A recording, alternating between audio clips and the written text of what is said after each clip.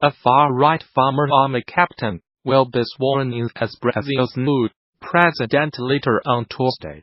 Jair Bolsonaro, 63, won the presidential election by a wide margin against Fernando Haddad of the left-wing Workers' Party on 28 October. Mr. Bolsonaro was propelled to victory by his campaign promises to curb Brazil's rampant corruption and crime. But he has proven a deeply divisive figure whose racist, homophobic and misogynistic remarks have angered many. Despite portraying himself as a political outsider during his campaign, Mr. Bolsonaro served 7 terms in Brazil's lower house of Congress, the Chamber of Deputies. Before being elected president, he has been a member of several political parties, but is currently in the Social Liberal Party, PSL, which has grown from having a tiny presence in Congress to becoming the party with the second largest number of deputies in the lower house. Before becoming a politician, Mr. Bolsonaro served in Brazil's military, where he was a paratrooper and rose to the rank of captain. During his time as a lawmaker, Mr. Bolsonaro represented the interests of the armed forces, and since his election he has named 7 former military men to key ministries. He has also expressed nostalgia for the time when Brazil was under military rule and the hardline policies enforced during the period in which thousands were jailed and tortured. He has praised that era as a glorious period in Brazil's history. Brazil only returned to democracy in 1985 after more than 20 years under military rule, and some critics see his election as a threat to the country's democracy. Since being elected, Mr. Bolsonaro has repeatedly stated that he is committed to democracy and that he will abide by Brazil's constitution. But previous comments he has made endorsing the use of torture and disparaging women, gay people and Afro-Brazilians have left many Brazilians worried. The election campaign which brought him to power has left the country deeply divided into those who see him as the man to put Brazil onto the right track after massive corruption scandals rocked the country, and those who fear he could lead Brazil into an authoritarian future. Mr. Bolsonaro's key campaign promises were to drive down crime and to stamp out corruption, which has seen scores of top businessmen and high-ranking politicians, including former President Luiz Inácio Lula da Silva, jailed. In order to achieve the former, he wants to loosen laws on gun ownership so that honest citizens can carry arms and protect themselves. On Saturday, he tweeted that he would issue a decree to allow citizens who do not have a criminal record to own guns. Days after being elected, he picked Brazil's most famous anti-corruption judge, Sergio Moro, as his Minister of Justice. Mr. Moro, who has been the key force behind the massive car wash corruption investigation, accepted despite having said in the past that he would never enter politics. While the move was welcomed by some who see Judge Moro as a relentless fighter against corruption, others criticized the judge for abandoning his corruption investigation. Environmentalists were aghast when Mr. Bolsonaro announced that as part of his drive to streamline Brazil's government, he would merge the Ministry of Agriculture and that of the Environment.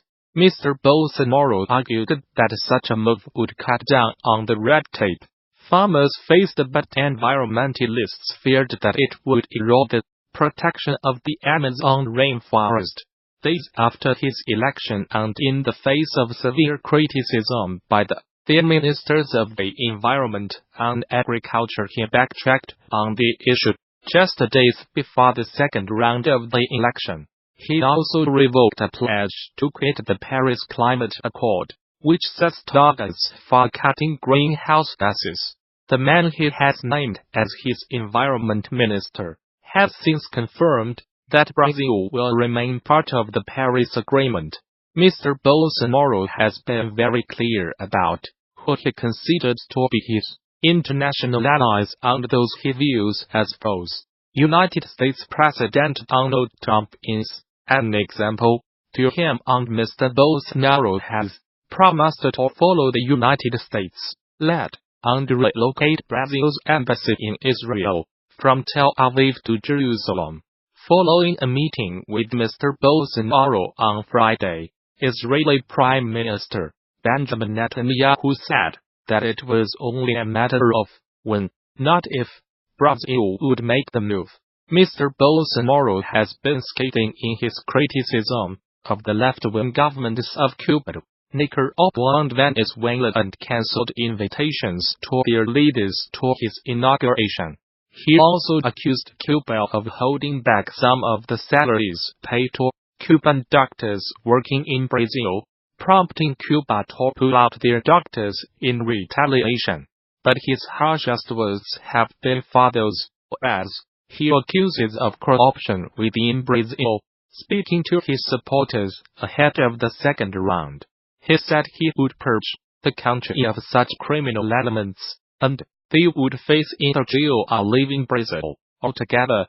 Two Scandinavian women tourists have been found dead in Morocco, with cords to their necks, the country's interior ministry said. Both bodies were found near the town of Imlao in the High Atlas mountain range, near the foot of North Africa's highest peak, Mount Tepco.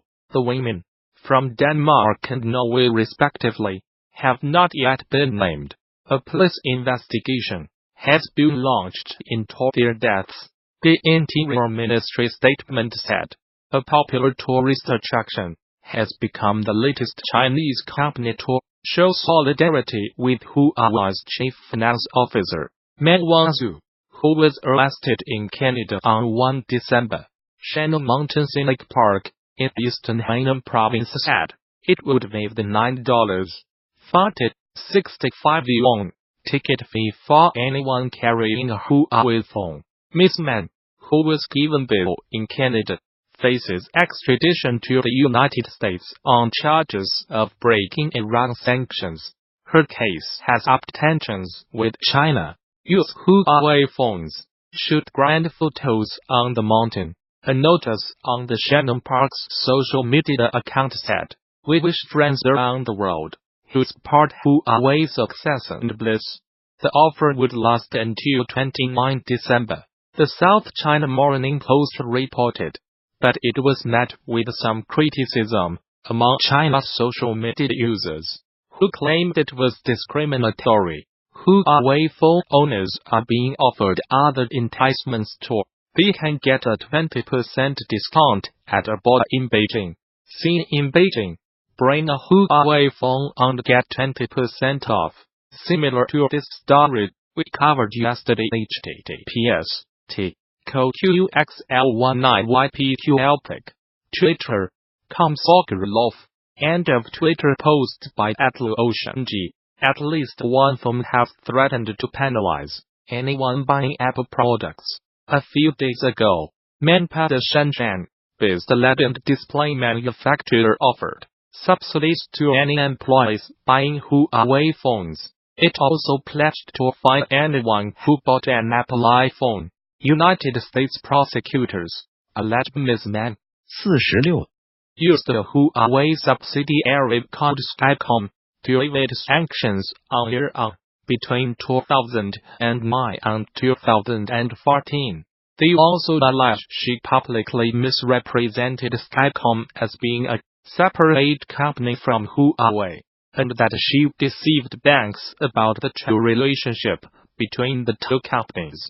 Ms. Meng, who is the daughter of Huawei's founder, has denied any wrongdoing and said she will contest the allegations. Life of Huawei's high-flying errors.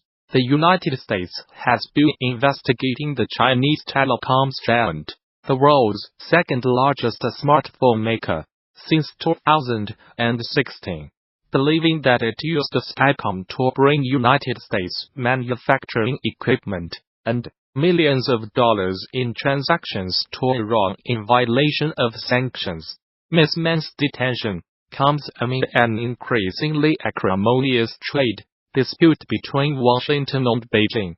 China is angry at her detention, saying she has not violated any laws. Beijing has threatened severe consequences unless Canada releases the executive. Since her arrest, 2 Canadians, a former diplomat and a businessman, have been detained in China on suspicion of harming national security.